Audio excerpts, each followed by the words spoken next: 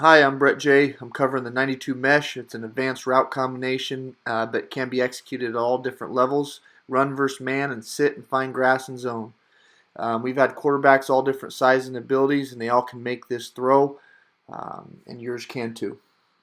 We've compiled our playbook over 12 years, three different schools. We're really starting to take off now.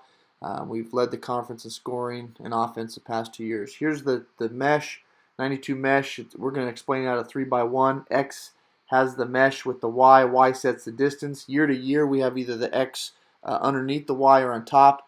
The H has the hunt over the middle at 12 back to 10. The Z has an option, either a go, post, or dig. And the F has a wheel up the sidelines. The progression for the quarterback is front side mesh, backside mesh, hunt, wheel. Right there, he's hitting the front side mesh. He has to buy himself some time, so he rolls the pocket, but does a great job putting it on the receiver's front shoulder so he can score. This actually is a mesh in our quads look. It's 4x1. You can see where doing it out of quads confused the defense, created a broken coverage, allows our Z to run free. Again, quarterback does a nice job putting on his front shoulder, allows him to run.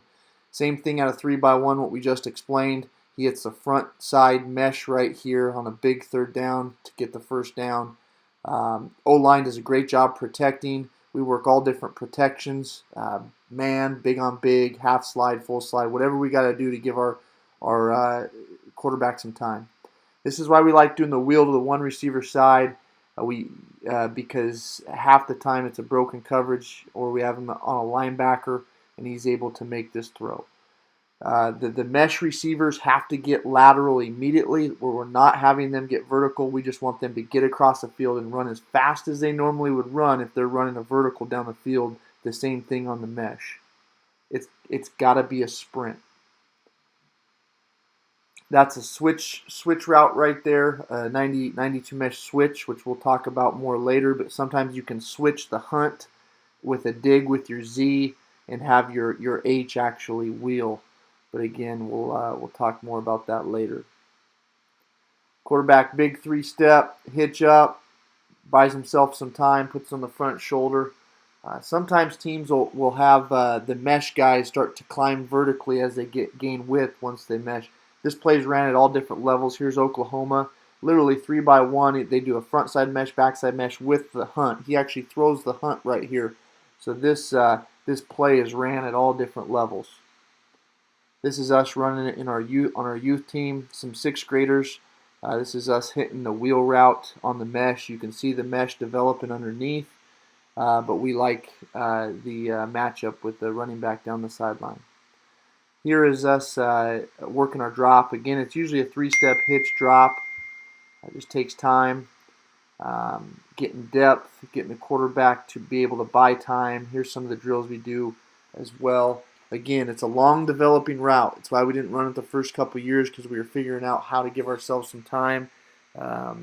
We fixed a couple things with the O-line and the vertical sets, as well as really worked our pocket presence. These drills right here, the 45-degree climb, which you'll find on the drops video, as well as the one-step avoid drill, which is right here, one step. And then we'll even have them escape later on. But the reason why we are doing these drills is just to buy ourselves a little bit of time, create a little bit more space so the mesh route can develop underneath. This has been the difference. Here is a drill we do. It's called bullets firing. You can see me about where the hunt is at, giving our quarterback a number. So he's avoiding the D-line pressure right here, yelling out to me the number for processing. Thank you. I hope you enjoyed the 92 mesh. Contact me if you have any questions. Thank you.